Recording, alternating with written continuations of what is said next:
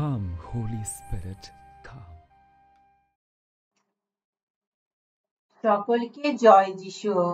আজ 11ই সেপ্টেম্বর। আজ খ্রিস্ট মণ্ডলী ভিনসেন্সিয়ান সন্ন্যাস সংঘের সভ্য জন গাব্রিয়েল প্যারবোয়ারের স্মরণ দিবস পালন করছে।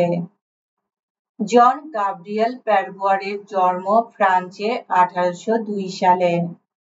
তিনি তার দাদা লুইসকে অনুসরণ করে সাধু ভিনসেন্ট দে পল দ্বারা স্থাপিত বাণীদূতদের সংঘে অর্থাৎ ভিনসেন্সিয়ান সন্ন্যাস সংঘে যোগদান করেন।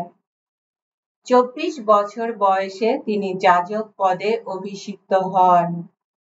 1835 সালে তার দাদা চীন দেশে খ্রিস্ট বাণী প্রচার করতে গিয়ে যখন যাত্রাপথে মারা যান, জন গাব্রিয়েল তখন সংঘের সর্বাধ্যক্ষের কাছে অনুরোধ করেন তিনি যেন তার দাদার বদলে চীন দেশে যেতে পারেন। তিনি খুব তাড়াতাড়ি চৈনিক ভাষা শিখে নিলেন এবং ছড়িয়ে পড়া খ্রিস্ট ভক্তদের ছোট দলগুলির পরিদর্শন করতে শুরু করলেন। 1839 সালে খ্রিস্ট ভক্তদের উপর নিপীড়ন অভিযান শুরু হয়। ফাদার গাব্রিয়েলকে তখন গ্রেপ্তার করা হয়।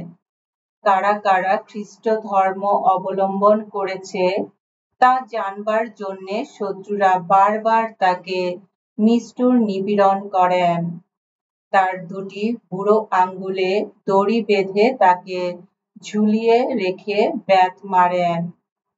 কিন্তু ফাদার জন গাব্রিয়েল মুখ খুলেন না, কিছুতেই তার সঙ্গীদের সঙ্গে বিশ্বাসঘাতকতা করেন না। অবশেষে তাকে ক্রুশ কাস্টে বেঁধে দিয়ে তার গলায় দড়ি বেঁধে শ্বাসরোধ করে হত্যা করা হয়। তিনি অনেক অংশে খ্রিস্টের যন্ত্রণা ভোগের সহমর্মী হয়ে মৃত্যুবরণ করেন। এসো আমরা প্রার্থনা করি।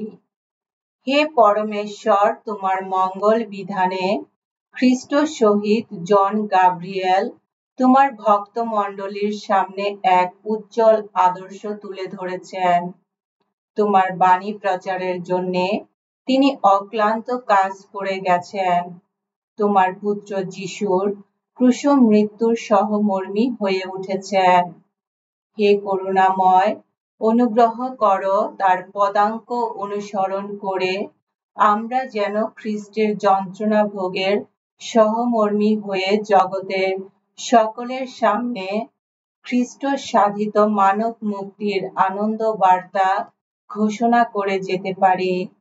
তোমার পুত্র আমাদের প্রভু যীশু খ্রিস্টের নামে এই প্রার্থনা করি। পবিত্র আত্মার সংযোগে তোমার সঙ্গে জীবনময় ও সর্বনিয়ন্তা ঈশ্বররূপে তিনি যুগে যুগে বিরাজমান। আমেন।